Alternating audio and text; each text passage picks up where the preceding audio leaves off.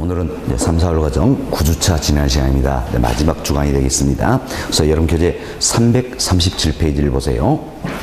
337페이지 큰 타이틀이 들어있습니다. 파트 4다 되어 있죠? 4편입니다. 우리 교재 4편 감정평가론이다 소개되는데 우리 교재는 1장부터 6장까지 6개 장으로 구성이 되어 있어요. 그래서 감정평가론 1장부터 6장 6개 장 모두 모아가지고 우리 시험에서는 최근 5일 동안 6문제에서 8문제 이렇게 출제된 영역이 되겠습니다. 지난 시험 7문제 나왔고요.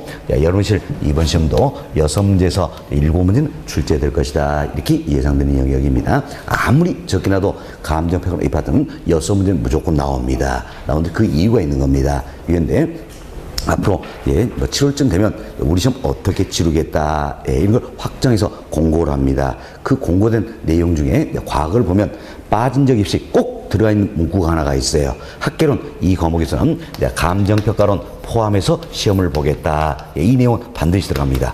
감정평가론 포함이다. 이걸 표현을 해주는 건데 아예 공고문에 이 내용이 들어있어요. 그래서요. 그런데 여기에 이 부분까지 보였어요. 15% 범위 이내다. 15% 범위 이내다. 이렇게 표현이 되는 겁니다. 학교는 총 40문제잖아요. 그럼 40문제에서 15%면 몇 문제입니까? 6문제예요. 그래서 6문제 범위 이내에서 출제하겠다. 이렇게 밝혀주고 우리 시험을 보는 겁니다. 그래서 6문제 범위 이내니까 6문제보다 어때요? 많이 나올 수도 있고 조금 적게 나올 수도 있겠죠? 그렇지만 최근에 적게 나온 적은 한 번이 없습니다. 한 번이 없어요. 그래서 6문제를 기준해서 한두 문제는 더 많이 출제할 수 있다. 이렇게 생각하시고 최근 오인 또 가장 적게 나온 게 몇 문제입니까? 6문제. 많게는 8문제 이렇게 출제인데 대체로 6문제에서 7문제 이런 정도 예상하시면 되겠다라는 겁니다. 이렇게 해서 자 잠깐 말씀을 좀 드렸고요. 그리고 감정평가론 이 부분이 또 학교는 전 영역 중에서 여러분이 아마 느끼실 때 두 번째로 어렵다고 느끼는 영역이 될 겁니다. 아마 지금까지 공부를 해 오셨으니까 아시겠지만 가장 어렵다고 느끼는 영역이 어디입니까? 아마 투자론일 겁니다.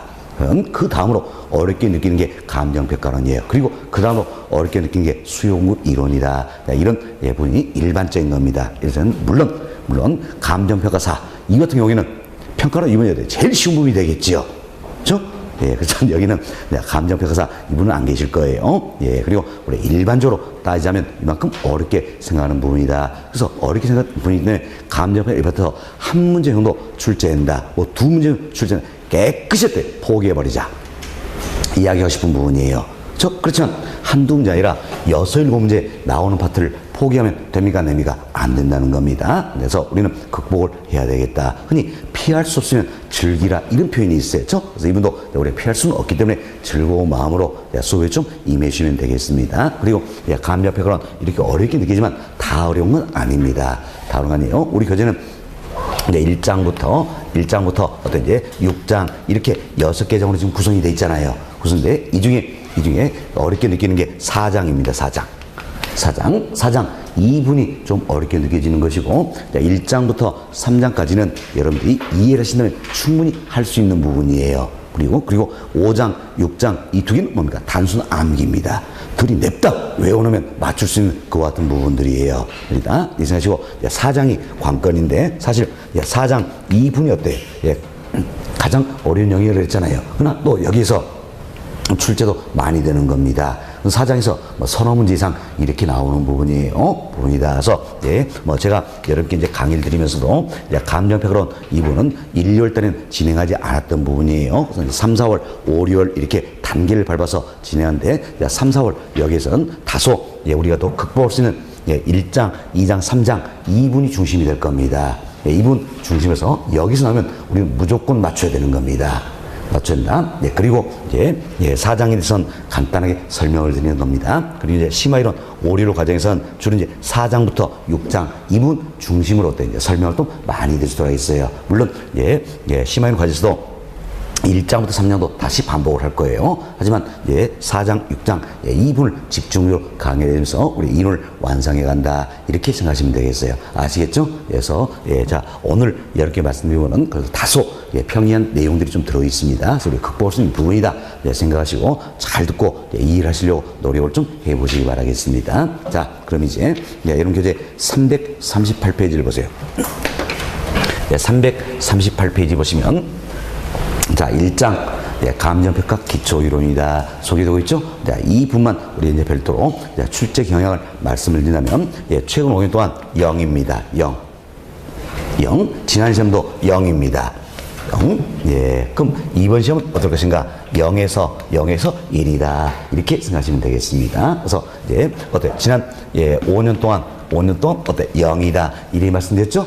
지난 시험도 0이다. 이렇게 말씀드렸어요. 실제로 한 문제도 안 나온다면 안 합니다, 그렇지만 여러분이 이 생각을 하셔야 돼요. 감정평가는 이 파트만큼은 문제를 구성하면서 자, 예를 들어서 1번 문제다. 주로 감정평가로는 34번이나 35번부터 많이 출제가 되는 겁니다. 그래서 예를 들어서 35번이다. 그럼 문제 보기 1, 2, 3, 4, 5 이렇게 우리 시험 오지선다형이잖아요. 그죠? 오지선다형 감정평가로는 이 파트만큼은 우리 교재 1장 여기서 한 문제가 나올 수도 있겠지만 섞어서 나오는 경향이 굉장히 강합니다. 섞어서 나오는 경향이 굉장히 강하다는 이야기예요. 그래서 자, 1번 이 지문은 우리 교재 기준한다면 1장이 되겠고 2번 이 지문은 2장 그리고 3번 지문은 3장 4번 지문은 4장 5번 지문은 4장 이렇게 구성이 된다는 이야기예요. 이렇게 쓰는데 답도 어떻습니까? 4번 4장이 들어있더라는 이야기예요. 그럼 한 문제 출제된 이 문제를 1장에 배열이 됩니까? 4장에 배열이 됩니까? 4장. 이러다 보니까 0이 된 것이지 전혀 출제가 되지 않는 건 아니란 이야기예요. 아시겠죠? 이렇게 평가로만큼은 생각을 해 주셔야 되겠다라는 겁니다. 자, 이래서 우리가 이제 한 문제로 나올 수도 있지만 또 이번 시험에도 지문 한두 개는 나올 수가 있다는 이야기예요. 그걸 위해서 학습을 하나 또 지문 한두 개 나온다 할지라도 답이 될 가능성도 굉장히 높은 부분이 있습니다. 그래서 잘 좀 들어보시기 바라겠어요. 자, 먼저 1절입니다. 1절은 감정평가의 개요다 소개인데 1번 챕터부터 간단하게 말씀을 드립니다. 흔히 우리가 감정평가다 이렇게 이야기하는데 법률에 하면 감정평가를 이렇게 정의하고 있다는 겁니다. 자, 이제 토지 등의 경제적 가치를 판정합니다. 토지 등의 경제 가치를 판정해서 그 결과를 가액으로 표시하는 것이다. 이렇게 법에서는 감정평가를 정의하고 있다는 겁니다. 그래서 토지 등의 경제 가치를 판정해서 그 결과를 가액으로 표시하는 것이다라는 겁니다. 그럼 이걸 통해서 우리가 몇 가지 정리할 수 있겠죠. 여기 보세요. 이제 토지 등이다. 이 표현 나와 있죠? 토지 등이다. 이를 통해서 우리가 뭡니까? 감정평가의 대상이 무엇이라는 걸 알 수가 있겠지요. 그래서 이제 이분이 바로 이제 감정평가의 대상이다. 이렇게 생각하시면 되겠습니다. 자, 그럼 평가의 대상은 뭡니까? 토지 등이라는 이야기예요. 토지냐? 따라서 토지도 감정평가의 대상이 될 수 있는 거지요. 다음 건물도 감정평가의 대상이 될 수가 있다는 이야기예요. 또한 토지와 건물로 구성된 복합 부동산도 평가의 대상이 될 수가 있는 겁니다. 다음 우리들이 이야기했던 준부동산 또는 의제 부동산 이도 평가의 대상이 될 수 있다. 등등 여러 가지가 평가의 대상이 되고 있다. 이렇게 생각하시면 되겠습니다. 자, 다음 경제적 가치를 판단한다 그랬습니다. 경제 가치를 판단하는데 감정평가는 규칙이 있어요. 이 규칙에 의한다면 감정평가는 원칙으로 시장 가치를 구하고자 하는 것이다라는 겁니다. 물론 예외적으로 경우에 따라서는 시장 가치 이외의 가치도 구할 수가 있는 겁니다. 즉 원칙은 뭘 구하는 겁니까? 시장 가치를 구하고자 하는 것이다. 이렇게 생각하시면 되겠어요. 이제 시장 가치라는 것은 쉽게 표현하면 공정한 시장에서 형성되는 아주 객관적인 가치다. 보시면 돼요. 누구든지 이 금액 지르고 살 수 있다는 이야기예요. 지금 공정한 시장에서 형성되는 아주 객관적인 가치다 생각하시고 규칙 여기 나면 감정에서는 원칙으로 뭘 구하고자 하는 겁니까? 시장 가치 이걸 구하고자 하는 것이다. 물론 예외적으로는 시장 가치 이외의 가치도 구할 수 있다는 이야기. 원칙은 뭘 구하는 것이다? 시장 가치를 구하는 것이다. 이렇게 생각하시면 되겠습니다. 자, 다음 여기서 이제 경제 가치를 판정해서 그 결과를 가액으로 표시하는 것이다 했죠. 근데 가액이라는 것은 결국 뭡니까? 화폐액이다. 이렇게 생각하시면 되겠어요. 자, 예를 들어서 10억이다.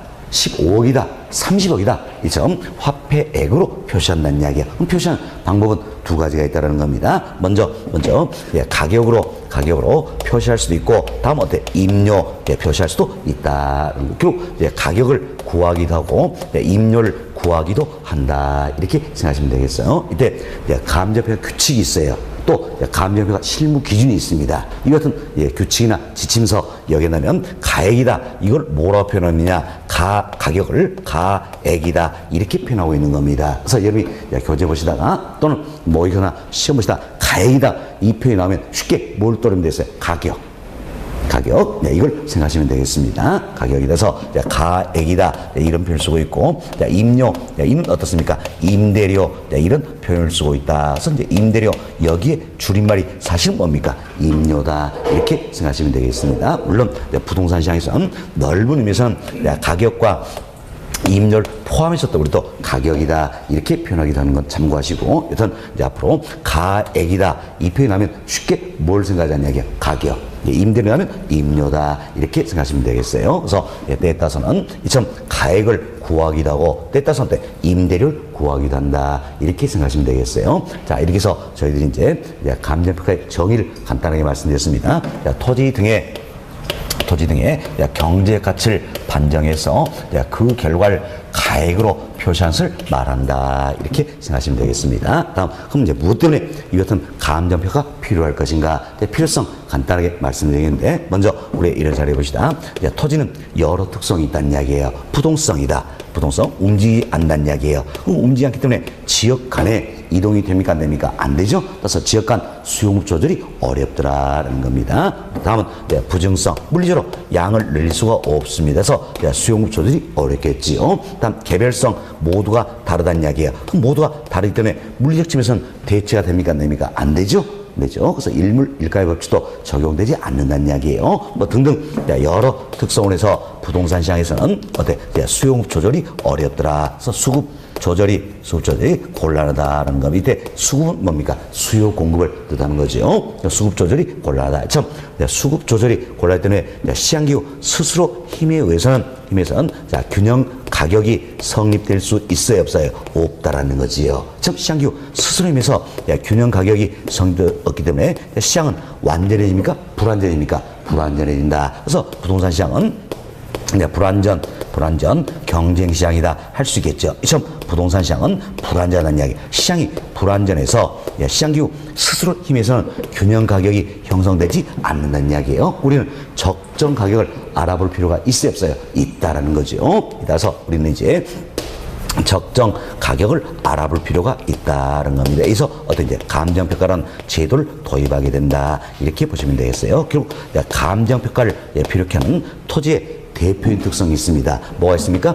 부동성, 부증성, 개별성 등을 들어볼 수 있다는 겁니다. 자, 그리고 감정평가 필요하는 가장 근본적인 이유는 뭡니까? 바로 부동산 시장이 불안정하다는 이야기예요. 그래서 시장이 스스로 힘에서는 균형 가격이 형성되지 않기 때문에 우리는 적정 가격을 알아볼 필요가 있더라. 그래서 평가가 필요하다. 이렇게 생각하시면 되겠습니다. 됐습니다. 이제 이렇게 해서 1번, 2번 챕터까지는 정리를 다 해드렸어요. 자, 여러분 교재 간단히 살펴드립니다. 먼저 1번 챕터. 감정평가의 정의다 나와 있죠? 여기에 별표 하나 해두시기 바라겠습니다. 1번 챕터는 별표 하나만 해두시고요. 첫 번째 보세요. 감정평가 및 감정평가에서 법률에 의하면 나와 있죠? 법률 명칭은 중요한 게 아니에요. 하여튼 법률에 의하면 감정평가라면 토지 등의 경제 가치를 판정하여 그 결과를 가액으로 표시하는 것이다. 이렇게 정의하고 있다. 이 정도 보시기 바라겠고요. 다음 2번 챕터 봅시다. 감정평가의 필요성입니다. 역시 별표 하나만 해두시고요. 2번 챕터도 별표 하나 해두시고 양호리 1번 첫 번째를 보세요. 그렇죠?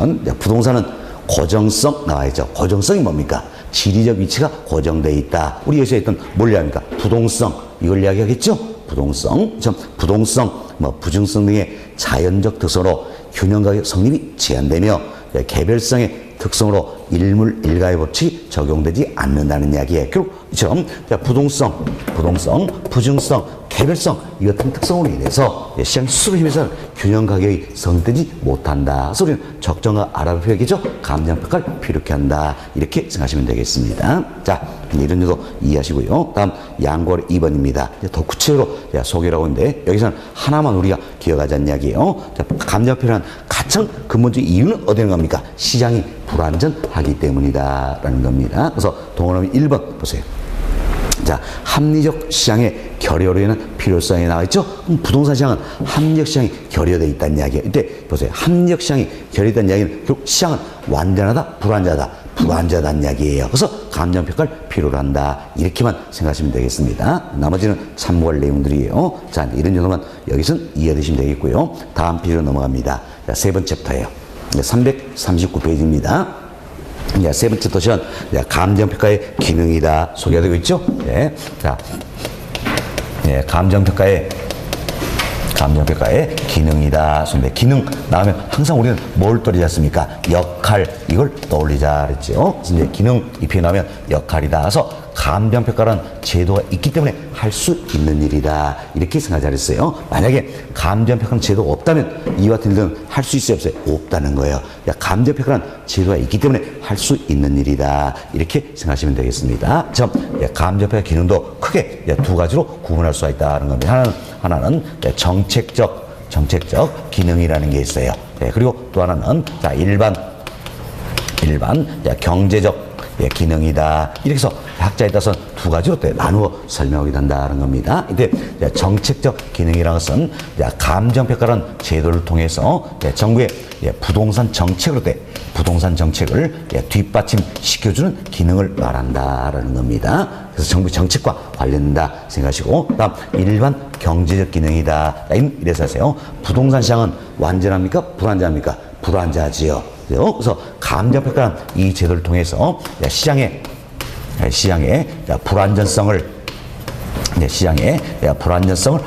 보완시켜줄 수가 있다는 이야기야. 이 같은 기능을 우리가 이제 일반 경제적 기능이다. 이렇게 표현되는 겁니다. 그래서 이제 정책 기능, 일반 경제적 기능, 과학은 이걸 구분해서 또 출제한 적 있습니다. 물론 오래됐지만, 물론 최근엔 또 구분하지 않고 출제하는 경향도 있는 겁니다. 그래서 여러분께서는 가급적 구분해서 이해를 좀 해보시면 되겠는데, 여튼 감정평가는 제도가 있기 때문에 할 수 있는 일이다. 이렇게 생각하시면서 몇 가지 살펴보도록 하겠습니다. 자, 먼저 우리가 해봅시다. 감정평가는 제도가 있다는 이야기예요. 이것은 감정평가 를 통해서 최유효 이용 방법을 선택해 볼 수 있어요, 없어요? 있죠. 그래서 부동산 때 효율적인 이용과 관리를 가능하게 해준다는 겁니다. 그래서 이제 부동산의 효율적인 이용과 관리를 가능하게 해준다. 이도 평가라는 제도가 있기 때문에 할 수 있는 일이다. 생각되겠죠? 자, 그럼 이를 통해서 정부의 부동산 정책을 뒷받침시켜 볼 수 있어요, 없어요? 있다라는 이야기예요. 따라서 이는 어디 합니까? 정책적 기능이 하나가 된다. 이렇게 보시면 되겠습니다. 자, 다음은 또 우리가 일을 잘 해봅시다. 자, 이제 지가 공시제도라는 게 있어요. 지가 공시제도다. 이건 땅값 알려준 제도죠. 대표로 이제 뭐가 있습니까? 표준지, 공시지가라든지 개별 공시가 이게 있다라는 겁니다. 그렇죠? 표준지 공시가 이걸 알려주겠다는 이야기야. 알려는데 이제 편지 공시가를 이제 조사 평가겠죠. 그래서 이제 감정평가는 제도가 있기 때문에 일동에서 편지 공시가 조사 평가한다는 이야기. 그래서 알려주겠다는 이야기예요. 이런 걸 알려줌으로 인해서 시장에서 적정한 가격이 형성될 수 있도록 정부는 유도해 볼 수 있어요, 없어요? 있지요. 있죠. 이도 감정평가는 제도가 있기 때문에 할 수 있는 일이다. 시점 적정하게 형성이 될 수 있도록 유도할 수 있다면 얘도 정부의 부동산 정책으로 뒷받침시킬 수 있다. 할 수 있겠지요. 그래서 정책적 기능이 하나가 된다라는 겁니다. 다음 세 번째, 자, 토지를 수용한다는 이야기예요. 수용한다. 이때 보상을 해줘야 되겠죠. 그래서 이제 감정평가를 통해서 보상을 해준다면 보상 자체가 합리화될 수 있어요, 없어요? 있다라는 이도 이제 평가란 제도가 있기 때문에 할 수 있는 일이다 이야기죠. 그래서 이제 합리적인 손실 보상이 가능해진다는 겁니다. 일터에서 정부의 정책을 뒷받침시킬 수 있다는 이야기예요. 다음 또 이제 감정평가란 제도이기 때문에 평가 일 통해서 세금을 부과한다면 이 자체도 합리화될 수 있어요, 없어요? 있죠? 그래서 과세 합리화할 수 있다라는 겁니다. 일터에서 정부의 정책을 뒷받침시킬 수가 있다는 이야기에서 우리 네 가지를 이야기했습니다. 부동산의 효율적인 이용과 관리를 가능하게 해준다. 적정한 가격이 형성될 수 있도록 유도할 수 있다는 이야기예요. 합리적인 손실보상이 가능하다. 과세를 합리화할 수 있다. 이 모두가 감정평가를 지어져 있기 때문에 할 수 있는 일이죠. 그래서 기능이다 할 수 있겠네요. 그리고 정부의 부동산 정책을 뒷받침시켜주고 있다. 그래서 이들은 다 어디 합니까? 정책적 기능이다. 이렇게 생각하시면 되겠습니다. 자, 다음은 부동산 시장은 불안정하다 그랬어요. 시장이 불안정 때문에 자, 부동산 시장의 자원 배분은 효율적입니까? 비효율적입니까? 비효율적이다 할 수 있겠죠. 그럼 감정평가 이 제도를 통해서 평가된 가격으로 거래할 수 있다면 그랬으면 자원 배분의 비효율성을 줄여볼 수 있어요, 없어요? 있다라는 얘기야. 그래서 효율적인 자원 배분을 가능하게 해준다는 겁니다. 효율적인 자원 배분을 가능하게 해준다는 겁니다. 이도 시장의 불안정성을 보완시킬 수 있는 하나의 기능이 된다 할 수 있겠죠. 또 부동산 시장은 불안정합니다. 그래서 시장이 스스로 힘에 의해서는 균형 가격이 형성되지 않는다는 이야기예요. 이때 평가된 가격으로 거래할 수 있다면 거래 질서가 확립이 될 수 있다는 겁니다. 그래서 거래 질서 확립, 그리고 유지를 가능하게 해준다는 겁니다. 또 부동산 시장은 불안정하다는 이야기. 그럼 시장이 불안되면 시장이 스스로 힘에서는 균형 가격이 형성되지 않는다는 거예요. 그래서 내가 사더라도 도대체 얼마 주고 사야 될지, 팔더라도 얼마 팔을지 알기가 어렵잖아요. 그렇지만 평가된 가격을 기준한다면 내가 의사결정을 내려볼 수 있어요, 없어요? 있다는 겁니다. 합리적인 의사결정의 판단 기준을 제시해 줄 수 있다는 겁니다. 이들은 결국 다 뭡니까? 시장의 불안정성, 이럴 때 감정평가 제도를 통해서 보완시키고 있다 할 수 있겠지요. 그래서 감정평가 기능이 해당하는데 어디 합니까? 일반 경제적 기능이 해당한다. 이렇게 생각하시면 되겠습니다. 그래서 효율적인 자원 배분을 가능해진다. 거래질서 확립 및 유지를 가능해준다. 합리적인 의사결정에서 판단 기준을 제시해준다. 이들은 어디 합니까? 경제적 기능이다. 이렇게 생각하시면 되겠습니다. 자, 이렇게 해서 저희들이 이제 감정평가 기능 이 부분을 크게 정책적 기능과 경제적 기능 구분해서 말씀을 좀 드렸습니다. 평가를 주기 때문에 이런 일을 할 수 있구나 이렇게만 생각하시면 되는 겁니다. 그래서 우리가 굳이 구분해 본다면 정책 기능 오늘 네 가지를 말씀드렸어요. 부동산의 효율적인 이용 및 관리를 가능하게 해준다. 다음 적정 가격이 형성될 수 있도록 유도할 수 있게 해준다. 다음 합리적인 손실보상을 가능하게 해준다. 과세를 합리화시켜준다는 겁니다. 다음 경제기능 세 가지 하겠죠. 부동산의 효율적인 자원 배분을 가능하게 해준다. 거래세를 확립시키고 유지할 수 있도록 해준다. 합리적인 의사결정의 판단기를 제시해준다. 이렇게 생각하시면 되겠어요. 어때요? 이 모두가 평가에서 있기 때문에 할 수 있는 일이다. 할 수 있겠죠? 이렇게 생각하시고 여러분 교재 339페이지 3번 챕터 보시면 감정평가 기능이다 나와 있죠. 그래서 양월 1번 정책적 기능, 양월 2번 경제적 기능 제목만 이해되시면 되는 겁니다. 됐습니다. 넘어갑니다. 자, 그래서 1절 감정평가 개요다 간단히 말씀드렸고 다음 2절로 넘어갑니다. 자, 여러분 교재 340페이지예요. 2절은 감정평가의 분류다 소인데 감정평가를 분류한 방법도 여러 가지가 있다는 이야기예요. 그래서 여기서는 여러분들이 개념을 잘 이해하시면 되겠습니다. 자, 밑줄 긋지 마시고요. 자, 우리 교재 보면 1번 챕터 제도상 분류다 나와 있잖아요. 그럼 제도상 분류하는 방법이도 양월 1번 공적평가, 공인평가, 양월 2번 필수적 평가, 인별평가 등등 있잖아요. 그래서 어떤 분 또 이걸 또 다 외우고 있는 겁니다. 제도상 분류 방법에 뭐가 있다. 이걸 다 외우고 있는 거예요. 절대 우리 시험은 이런 거 물어보는 게 아니에요. 아니라 이런 평가 방법을 뭘 한다. 그래서 용어를 물어보는 겁니다. 아시겠죠? 그래서 용어 정리만 잘하시면 되는 겁니다. 그래서 1번 챕터 밑줄 그릴 필요 없다는 이야기예요. 용어 정리만 잘하시면 되겠다. 그래서 이제 양월의 1번 봅시다. 양월의 1번 보시면 이제 공적 평가와 공인 평가다 소개되는데 우리 용어 정리만 잘하자 그랬습니다. 이때 공적 평가라는 것은 공적 기관이 평가의 주체가 된 걸 말한다는 이야기예요. 공적 기관에서 평가가 이루어진다는 겁니다. 반면 공인 평가는 국가 등으로부터 자격을 보여준 개인에 의해서 평가가 이루어진 걸 공인평가 이렇게 이야기하는 겁니다. 네, 이렇게 용어 정리해 주시고 간혹 모의고사에서 네, 이런 지문이 나옵니다. 그럼 자 보세요. 감정평가사유에서 평가가 이루어진다는 이야기. 즉 감정평가사유에서 평가가 이루어진 건 그럼 공적 평가가 될까요? 공인 평가가 될까요? 예, 자 감정평가사는 국가로부터 자격을 부여받은 개인이잖아요. 국가로부터 자격을 부여받은 개인에서 평가하는 건 뭐라 했습니까? 공인 평가가 된다. 할 수 있겠죠? 이렇게 예를 들어서 이해하시면 되겠습니다. 이런 정도만 이해하시면 되겠습니다. 그래서 동그라미 1번 공적 기관이 평가가 주체이 된다. 이건 뭡니까? 공적 평가가 되겠지요. 동그라미 2번 예, 자 국가로부터 자격을 부여받은 개인이 평가에 주체한다. 뭡니까? 공인평가다. 그래서 감정평가사 평가하는 건 뭡니까? 공인평가에 해당한다. 이렇게 생각하시면 되겠습니다. 다음 양보의 2번 내용이에요. 양보의 2번은 이제 필수적 평가와 임의적 평가라는 게 있습니다. 자, 이건 우리가 이제 이런 식으로 해보자는 이야기예요. 말 그대로 보세요. 필수적 평가는 반드시 해야 된다는 이야기예요. 그럼 일정한 사유가 발생했을 때 의무적으로 행하는 평가를 뭐라 합니까? 필수적 평가다. 이렇게 이야기하는 겁니다. 이제 다음은 임의적 평가예요. 그럼 임의적 평가는 말 그대로 보면 임의적이라는 뭡니까? 할 수도 있지만 안 할 수도 있다는 거죠.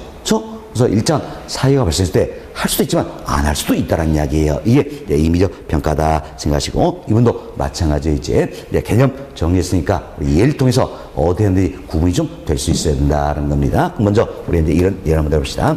토지 수용을 위한 보상 평가다라는 이야기예요. 그럼 토지 수용에서 보상 평가 이는 반드시 해야 됩니까? 안 해도 되는 겁니까? 반드시 해야 되겠죠? 어디 합니까? 필수적 평가에 해당한다라는 겁니다. 자, 다음 두 번째. 자, 법원에 경매시 평가가 있다라는 이야기예요. 자, 이건 예를 먼저 우리 예를 해봅시다. 자, 이제 A라는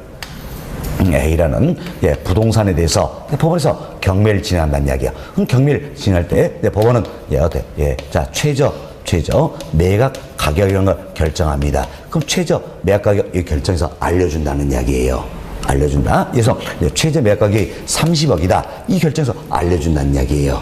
알려주면서 어떤 이제 입찰에 참여한 사람한테 30억 이보다 더 높이 쓰라는 이야기예요. 30억 이보다 더 낮게 쓰면 무효되는 겁니다. 이보다 더 높게 쓰라는 이야기예요. 높게 써 가장 높게 쓰면 낙찰받는 거지요. 그럼 이때 30억 이건 뭘 기준으로 결정한 시가 바로 감정평가액입니다. 그래서 법원 경매 시에 최초 입찰 시에 최저 매각 가격 이 결정인데 이 최저 매각 가격 결정에 기준이 되는 게 바로 뭡니까? 감정평가액이다. 이렇게 생각하시면 되겠어. 그럼 법원 경매 시에도 감정평가 반드시 해야 됩니까? 안 해야 되는 겁니까? 해야 되겠죠? 어떻습니까? 필수적 평가다. 이렇게 보시면 되겠어요. 이게 한번 답이 된 적이 있습니다. 자, 법원 경매 시효다, 임의적 평가다. 이 나온 적이 있거든요. 잘못됐죠? 반드시 해야 된다. 필수적 평가가 되겠다. 다음 세 번째. 자, 이 공시지가 산정을 위해서 평가를 반드시 해야 됩니까? 안 해야 됩니까? 해야 되겠죠? 자, 우리 앞서 했지만 표준지 공시가다 이런 걸 산정하기 위해서 반드시 평가를 해야 된다는 이야기예요. 그래서 지금 세 가지를 말씀드렸습니다. 토지 수용에 따른 보상평가, 법원 경매시 평가, 공시가 산정을 평가 이들은 다 어디에 나옵니까? 필수적 평가에 해당한다. 이렇게 생각하시면 되겠습니다. 자, 다음은 또 우리 이제 이런 예를 한번 들어봅시다. 내가 이 주택을 가지고 있다는 이야기예요. 가지고 있는 이 주택을 담보로 해서 대출을 받고자 한다는 이야기예요. 대출받다. 이처럼 이 주택을 담보로 해서 대출 받고자 한다는 겁니다. 그럼 자, 이처럼 담보대출 받고자 할 때 반드시 이 주택 감정평가 하는 겁니까? 아니잖아요. 생각해보세요. 여러분이 아파트 담보대출 받는다는 이야기예요. 근데 아파트 담보대출 받을 때 반드시 평가하는 겁니까? 아니잖아요. 할 수도 있지만 안 할 수도 있다는 이야기예요. 어디 합니까? 임의적 평가에 해당한다는 겁니다. 또 여러분이 가진 이 주택을 매매하는 겁니다. 매매할 때 어때? 반드시 감정평가하는 겁니까? 아니잖아요. 할 수도 있지만 안 할 수도 있잖아요. 그렇죠? 그래서 대표적으로 담보대출을 위한 평가라든지 매매를 위한 평가다. 이들은 다 어디에 합니까? 임의적 평가에 해당한다. 그래서 구별이 되시면 되겠습니다. 자, 이분도 예를 들어서 잘 구별하셔야 돼요. 자, 토지 수용을 위한 보상평가다. 법원 경매를 위한 평가다. 다음 공유자산 평가. 예, 이들은 다 어디였습니까? 필수적 평가였죠? 다음은 이제 담보대출형 평가라든지 매매시 평가. 이들은 어디 합니까? 임의적 평가에 해당한다. 그래서 예를 들어서 구분을 좀 해놓으시면 되겠습니다. 자, 말씀드리고 교재 한번 살펴드립니다. 자, 양글 이번에 동그라미 1번 보세요. 자, 어떤 일정한 사유가 발생하면 이해관계인은 의무적으로 감정평가 기관의 평가를 받아야 된다. 이게 뭡니까? 필수적 평가가 되겠지요. 동그라미 2번. 자, 이해관계인의 임의 의사에 따른 평가를 말하다. 뭡니까? 임의적 평가다. 이렇게 생각하시면 되겠습니다. 됐습니다. 이 정도 보시고 다음 우측 페이지로 넘어갑니다. 341페이지예요. 상단에 2번 챕터 업무 기술상 분류다. 수인데 별표 4개 해놓으시기 바라겠습니다. 네, 별표 4개 해놓으시고요. 양으로 2번입니다. 양으로 2번. 양으로 2번은 감정평가 수준에 따른 평가의 분류 방법이 있지요. 그런데 이제 우리가 흔히 이제 1차 수준의 평가활동, 2차 수준의 평가활동, 3차 수준의 평가활동 이렇게 구분하는 건데 이건 우리가 이제 이래서 합시다. 3차 수준은 뭘 얘기할 것인가? 해당 분야의 전문가에 의해서 활동이 이루어진 게 3차 수준이었지요. 혹시 기억나시나요? 저희들이 한번 이야기한 적이 있는데, 자, 그럼 2차 수준이 뭡니까? 전문가는 아니에요. 해당 분야의 전문가는 아니에요. 그렇지만 부동산업에 종사한다는 이야기예요. 그래서 부동산업에 종사자에 의한 활동이 2차 수준이에요. 자, 1차 수준은 전문가도 아니고 부동산업에도 종사하지 않는 이야기. 내가 내 자신을 위한 활동이 어때? 1차 수준이다라는 겁니다. 이제 감정평가 활동이다. 그럼 감정평가를 누가 하느냐? 여기 따라서 구분이 되는 겁니다. 예를 들어서 자, 공인중개사가 자, 보세요. 공인중개사가 감정평가를 하고 있더라는 이야기예요. 그럼 공인중개사는 평가의 전문가입니까? 아니지요. 평가의 전문가는 아니라는 이야기예요. 그렇지만 부동산업에는 어때? 종사하고 있다는 겁니다. 그래서 공인중개사에 의한 감정평가 활동은 몇 차 수준이 되는 겁니까? 2차 수준이 된다. 이렇게 생각하시면 되겠습니다. 다음은 이제 감정평가사가 평가활동을 한다는 이야기예요. 그럼 감정평가사가 평가활동하면 감정평가사는 어때? 평가의 전문가다 할 수 있겠죠. 그럼 평가의 전문가에서 평가에 이러니까 이는 몇 차 수준입니까? 3차 수준이다 생각하시고, 이도저도 아닌 내가 내 자신에서 평가활동을 한다는 이야기. 이게 뭡니까? 1차 수준이다 생각하시고, 그래서 2차, 3차 이것만 구분을 좀 해보시면 되겠습니다. 그래서 공인중개사에 의한 평가활동은 뭡니까? 2차 수준.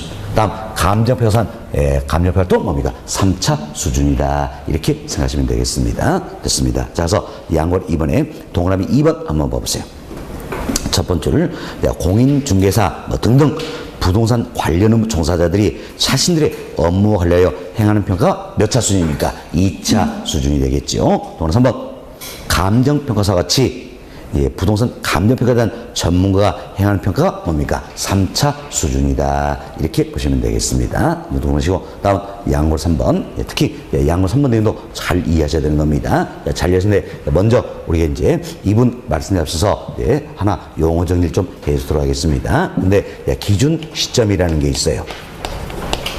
기준 시점. 기준 시점인데 이때 기준 시점은 뭘 것인가?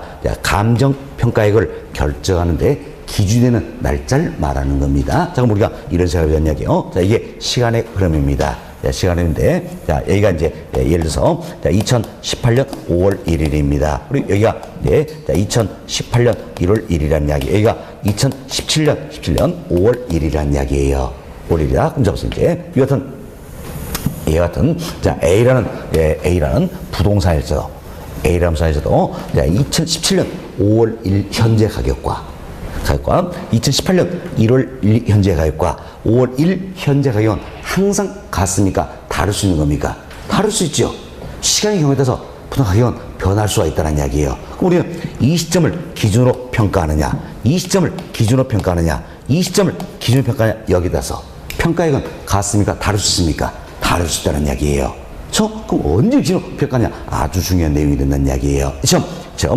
감정평가액을 결정한 데서 기준되는 날짜를 뭐라 합니까? 기준 시점. 이렇게 표현한다는 겁니다. 그래서 이제 A라는 이 부동산을 평가하는데, 예를 들어서 2018년 5월 1일 이날을 기준으로 평가한다는 이야기예요. 그럼 이날이 뭐가 되는 겁니까? 기준 시점이 된다. 알 수 있겠죠? 그래서 항상 우리는 기준 시점, 현재 가치를 구하는 것이다. 이렇게 생각하시면 되겠어요. 기준점 현재 가치를 구하는 것이다. 보시면 되겠어요. 그렇죠? 자, 이래서 기준점에서는 감정평가 결정된 기준 날짜를 말한다. 그럼 기준점은 언제로 할 것인가? 원칙은 이것은 대상 물건의 가격 조사를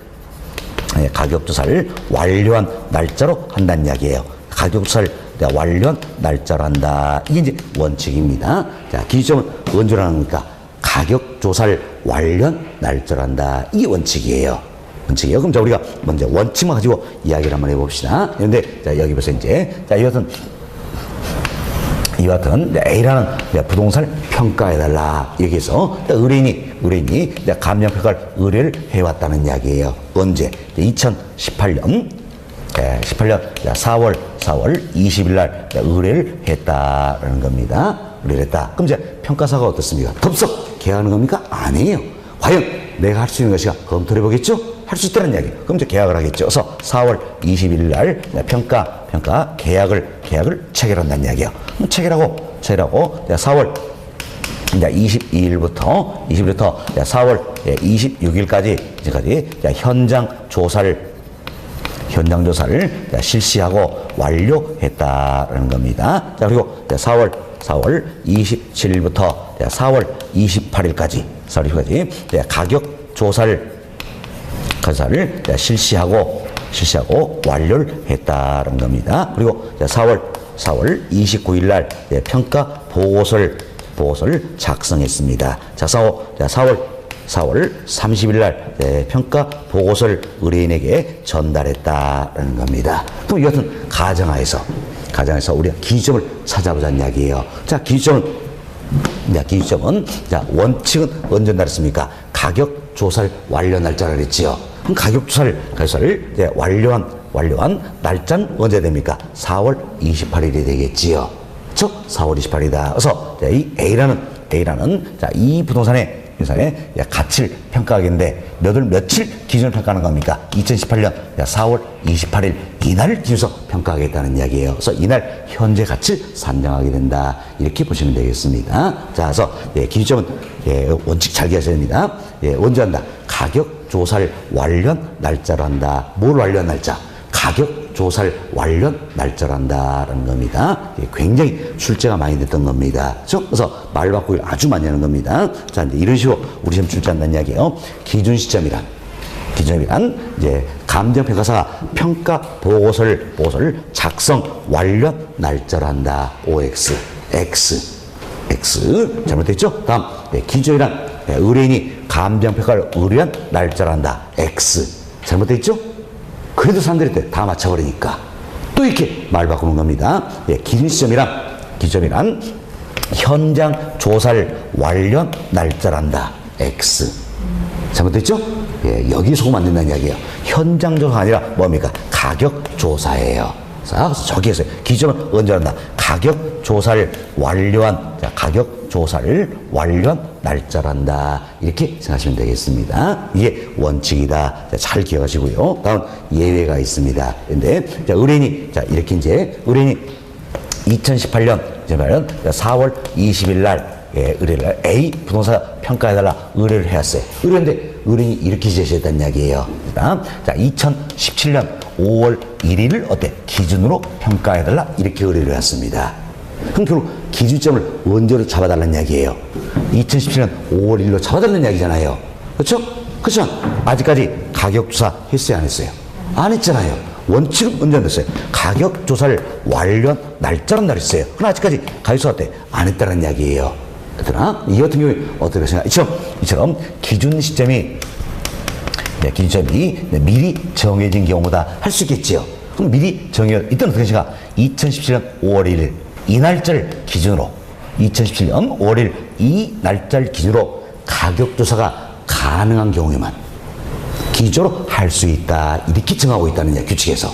그래서 그럼 잡으세요. 그럼 2017년 5월 1일. 자, 오늘은 지금 2018년 4월 20일이에요. 물론 오늘은 5월 2일이죠. 사실 이 예를 보는 겁니다. 여러분들 2018년 4월 20일이라는 이야기예요. 20일인데 2017년 5월 1일 이날을 기준해달라고 했습니다. 어때? 기준이 미리 정해지잖아요. 미리 정했으니까 이때는 이와 같은 2017년 5월 1일 이날 기준으로 가격 조사가 가능하다면 이날 기준 시점으로 정할 수 있어요, 없어요? 있다는 이야기예요. 그러나 이날 기준으로 가격 조사가 어때? 곤란하다는 이야기예요. 그럼 이날 기준으로 정할 수 있어요, 없어요? 없다라는 거죠. 이게 예외적인 내용이다. 이렇게 보시면 되겠어요. 그래서 잘 기억하세요. 자, 기준 시점은 원칙은 언제로 합니까? 가격 조사를 완료한 날짜란다 생각하시고 예외가 있다 그랬습니다. 기준이 미리 정해진 경우다. 이때는 가격 조사가 가능한 경우에만 기준으로 할 수 있다. 이렇게 보시면 되겠어요. 그럼 자, 잘 보세요. 이제 2018년 4월 20일이지만 2017년 5월 1일로 돌아가서 어때? 평가를 한다는 이야기예요. 이걸 뭐라 합니까? 소급평가 이렇게 얘기하는 거지요. 소급평가. 그럼 규칙에 의하자면 가격조사가 그래서 가능하다면 소급평가가 됩니까? 안 됩니까? 되죠? 허용을 해준다는 이야기예요. 그러나 가격조사가 곤란하면 5월 1일 기준으로 평가할 수 있어요? 없어요? 없죠? 소급평가 안 된다. 이렇게 생각하시면 되겠어요. 그래서 규칙에 의하면 이제 가격조사가 가능하다면 어때? 이처럼 자, 소급평가가 허용이 되는 것이다. 이렇게 보시면 되겠습니다. 자, 그래서 저희도 이제 긴 시험 용어 정리를 하나 해드렸습니다. 자, 이 내용 토대로해서 동그라미 1번 한번 보세요. 1번 시간 현황 평가라는 게 나옵니다. 자, 현황 평가 나오는데 현황 평가는 이렇게 생각하세요. 현재 있는 상황 그대로 놓고 평가하는 게 현황 평가예요. 현재 있는 상황 그대로 놓고 평가하는 게 바로 현황평가다. 이렇게 생각하시면 되겠습니다. 자, 이게 현황평가다. 그리고 첫 번째로 한번 보세요. 대상산의 상태, 구조, 이용 상태, 제한, 물건의 부착, 점유 등의 현황을 있는 그대로 평가를 말하다. 그래서 있는 그대로 놓고 평가하는 게 뭐가 된 겁니까? 현황평가다. 이 생각하시고, 그리고 그 아래 박스를 보세요. 박스 보시면 이제 감정평가 규칙 6조입니다. 규칙 6조예요. 그래서 현황 기준 원칙이라는 게 있습니다. 그래서 이제 1항 동그라미 1번 봅시다. 자, 감정평가는 기준 시점에서의 기준점 용어 나왔네요. 이게 뭡니까? 바로 감정평가 결정하는데 기준 날짜를 말한다 그랬죠? 원칙은 언제 한다? 가격차를 완료한 날짜란다. 이렇게 설명을 드리는 겁니다. 그래서 기준 시점에서 대상원의 이용사항 및 공법상 제한을 받은 상태를 기준으로 한다는 이야기예요. 그리고 기준 시점에서 공법상 제한을 받고 있으면 받은 상태 그대로 놓고 평가한다는 이야기예요. 이게 뭡니까? 현황평가다. 할 수 있겠죠? 현황평가다. 그래서 규칙에서는 이럴 때 현황 기준 원칙이다. 이렇게 이야기합니다. 그러나 여기도 조심할 사항이 있어요. 자, 첫 번째 괄호를 보세요. 불법적이거나 일시적인 이용은 포함합니까? 제외하는 겁니까? 제외한다. 이걸 조심하셔야 되는 겁니다. 그래서 기준 시점에서 대상원의 이용사항 및 공법상 제한을 받는 상태 그대로 놓고 평가한다는 이야기예요. 그렇지만 이제 불법적이나 일시적인 이용은 제외한다. 이렇게 생각하시면 되겠습니다. 그리고 여기도 예외가 있다는 이야기. 원칙은 현황 기준이지만 예외가 있다. 이제 예외되는 게 동그라미 2번에 나와 있는 내용이에요. 그러나 이번까지 세부적으로 학습할 필요는 없습니다. 하여튼 원칙은 현황 기준이지만 예외가 있다. 이렇게만 생각하시면 되는 겁니다. 됐습니다. 자, 이 정도 말씀을 드리고 다음 페이지로 넘어갑니다. 다음 페이지는 이제 조건평가, 기한평가이면 아마 여러분들이 민법 시간에 잘 배우셨을 겁니다. 조건이라는 게 있고 기한이라는 게 있다. 이건 이제 응용한 겁니다. 근데 자, 아마 이렇게 배우셨을 거예요. 장래 발사 사실에 대해 불확실하다는 이야기예요. 이건 조건입니까? 기한입니까? 조건. 그렇죠? 장래 발사 사실이 불확실합니다. 그래서 마치 확실하다는 전제하에서 증감가 요인을 적절히 참조해서 평가하겠다. 이걸 뭐랍니까? 조건평가. 이렇게 표현하는 겁니다. 그러면 장래 발사 사실이 확실합니다. 이게 뭡니까? 기한이잖아요. 장래 발사 사실이 확실한 경우 확실한 시점을 기준에서 평가하겠다. 이게 이제 기한부 평가가 된다. 이렇게 여러분이 이해를 하시면 되는 겁니다. 그래서 동그라미 2번 보세요. 장래 불확실하게 발생할 조건의 성취를 전제로 되어 있죠. 그리고 장래 발생 사실은 확실합니까? 불확실합니까? 불확실하다는 이야기예요. 그렇지만 조건 성취를 전제해서 마치 확실한 것처럼 전제한다는 이야기예요. 그래서 부동산의 증감가율을 적절히 참작하여 평가를 뭐라 한다? 조건부 평가를 한다는 겁니다. 다음 동사 3번 장래 도래가 확실한 일정 시점을 기준으로 하는 평가다. 결국 장래 발사 사실 확실하다는 이야기야. 확실한 시점 이걸 기준으로 해서 평가하겠다. 이게 바로 그러니까 기한부 평가다라는 겁니다. 다음 동그라미 4번. 자, 과거 일정 시점을 기준으로 하여 가치를 평가할 말한다. 그럼 과거로 돌아가니까 당연히 뭐가 됩니까? 소구 평가다 할 수 있겠죠. 그래서 우리가 조금 전에 이래 됐죠. 예. 자, 기준점이 미리 정해진 경우. 정해고, 예. 자, 이날 기준에서 가격수가 가다는 어때? 소급해서 평가할 수 있다. 이제 규칙 관련된 내용이다. 이래서 이야기 드는 겁니다. 자, 이런 정도 여기서 이해하시면 되겠습니다. 다음. 네, 양거로 5번 봅시다. 네, 양거로 5번 여기 보시면 독립평가, 부분평가 이걸 이해하시면 되는데 상당히 까다로운 내용이에요. 잘 들으시기 바라겠습니다. 자, 이처럼 이제 토지와 건물로서는 복합 부동산의 경우에 적용되는 겁니다. 자, 지금 보세요. 이제 이와 같은 토지와 건물로 구성된 복합 부동산 경우에 적용이 된다는 겁니다. 이때 현재 어때 이 토지 위에 건물이 있어요. 이 토지 위에 건물이 이렇게 들어서 있다는 이야기야. 그렇지만 건물이 어때 없다고 가정해 버리는 겁니다. 사실은 토지에 건물이 있잖아요. 지금 있지만 건물이 없다고 가정해 버린다는 이야기야. 시험 건물이 없다고 가정해 버리면 결국 뭐만 있습니까? 토지만 있다는 이야기죠. 토지만 있다. 참 건물이 없다라고 전제해 버린다. 건물이 없다라고 전제를 해버리면 결국은 어때? 토지만 있다는 이야기예요. 좀 토지만을 독립된 부동산으로 바라보고 어때? 평가를 하겠다는 이야기예요. 그러니까 이걸 그래서 우리가 뭐라고 합니까? 독립평가다 이렇게 이야기하는 겁니다. 사실은 지금 현재 건물이 있어요, 없어요? 있잖아요. 있지만 건물이 없다고 가정해버린다는 이야기예요. 결국 토지만 독립된 부동산을 보고 평가하는 게 바로 독립평가다. 그럼 잡아요. 건물이 있지만 없다고 가정하니까 그럼 토지 위에 아무것도 없네요, 이제. 그죠? 토지에 아무것도 없으면 뭐가 된 겁니까? 나지. 그래서 독립평가는 나지로 상정하고 평가는 방법이다. 나지 상정 평가다 할 수 있겠죠? 또한 이는 건물이 있지만 없다고 가정해버리니까 조건부 평가의 일종이 된다는 겁니다. 그럼 여기서 독립평가는 어때? 토지는 당연히 어때? 평가의 대상이 될 수 있겠죠? 그렇지만 건물은 평가의 대상이 될 수 있을까 없을까요? 없지요. 왜? 건물이 없다고 전제해버리니까. 건물이 없다는 전제에서 토지만을 어때? 독립된 부동산으로 바라보고 평가하는 방법이다 이야기예요. 그래서 토지만이 평가의 대상이 되는 것이다 이렇게 보시면 되겠습니다. 자, 이에 비해서 이제 또 부분 평가라는 게 부분 평가는 우리가 이런 잘 해봅시다. 여기서 이제 이처럼 토지와 건물로 구성된 복합 부동산이에요. 그럼 토지와 건물로는 복합 부동산인데 이때 건물이 있다는 전제하에서 토지만을 어때? 평가하겠다는 이야기예요. 토지만을 평가하겠다는 겁니다. 그럼 어때? 토지와 건물로 구성된 복합 부동산에서 토지만을 평가하는 거니까 건물은 평가하겠다 안 하겠다는 이야기예요. 토지만 평가하겠다는 이야기예요. 평가하겠다. 따라서 이는 어때? 자, 일부만 평가한다 할 수 있겠지요. 일부만. 그래서 이 같은 경우는 우리가 어때?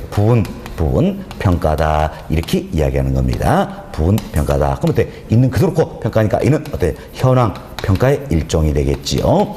현황 평가 일종이 되고, 자, 이와 같은 토지와 건물로서는 복합 부동산에서 부분 평가는 어떻습니까? 토지도 평가의 대상이 될 수 있어요, 없어요? 있죠? 그리고 이제 또 이런 경우가 되겠죠. 토지와 건물로 구성된 복합 부동산에서 이제 건물만 평가하겠다는 이야기예요. 그럼 토지는 평가하겠다 안 하겠다는 이야기예요. 이도 일부만 평가한다. 분평가 되겠죠? 그래서 분평가는 토지뿐만 아니라 건물도 어때? 평가의 대상이 될 수 있는 겁니다. 그래서 이제 여러분들이 잘 이해하셔야 될 부분이에요. 아차면 혼동하는 쉬운 부분입니다. 자, 토지와 건물로 구성되어 있는 복합 부동산에서 건물이 없다로 전제를 해버린다는 이야기예요. 그럼 건물이 없다로 전제해버리면 오로지 뭐만 있습니까? 토지만 있죠. 토지만을 독립된 부동산으로 바라보고 평가하는 것이 뭡니까? 독립평가. 그래서 독립평가는 토지만이 평가의 대상이 될 수 있다는 겁니다. 그러면 토지와 건물로 구성된 복합 부동산에서 이 건물이 있다는 이야기예요. 있다. 이것은 이었던 상태에서 토지만을 평가한다는 이야기예요. 그럼 어때? 일부만 평가하니까 부분 평가가 되겠죠? 그래서 분평가는 이제 토지만을 평가하는 경우도 있고 건물만을 평가하는 경우도 있겠지요. 그래서 토지도 건물도 평가의 대상이 되는 것이다. 이렇게 해서 두 가지를 구분을 좀 해보시면 되겠습니다. 자, 그럼 여러분 교재해 보세요. 양구로 5번, 동그라미 1번 봅시다. 첫 번째, 자, 평가상 토지상에 건물이 있는 경우 건물이 없는 낮이를 상정한다는 이야기예요. 그럼 건물이 없다라고 전제해버린다는 이야기예요. 그러다 낮이로 상정하고 토지를 평가하는 것이다. 이게 뭐가 된 겁니까? 독립평가가 된다. 이렇게 보시면 되겠습니다. 그래서 2번, 토지만이 평가의 대상이 된다. 왜? 건물은 없다고 전제를 해버렸지요. 그래서 건물은 평가의 대상이 될 수 있다, 없다? 없다라는 겁니다. 없다. 그래서 1번, 조건평가에 속한다 할 수 있겠지요. 다음 동그라미 2번 봅시다. 2번, 첫 번째 중간점 보세요. 건물이 있는 상태대로 토지를 평가하는 것이야. 자, 건물이 있다는 가정에서 토지만 평가하겠다는 이야기예요. 이는 일부만 평가하니까 뭐가 된 겁니까? 부분 평가가 된다. 이렇게 보시면 되겠습니다. 자, 그래서 2번, 복합 부동산을 구성하는 모든 부분이 평가의 대상이 된다. 결국 토지도 평가의 대상이 될 수 있고 건물도 평가의 대상이 될 수 있다라는 겁니다. 1번, 자, 이는 있는 것도 평가니까 현황 평가에 해당한다. 이렇게 보시면 되겠습니다. 자, 이렇게 해서 저희들이 이제 독립평가, 분평가 여기까지는 구분을 좀 해드렸습니다. 그런데 잠시 쉬었다가 다음 시간에는 우리나라 규칙에서 규정하는 평가의 방법 이걸 좀 이야기 좀 더 드릴 수 있도록 하겠습니다. 잠시 쉬었다 합니다.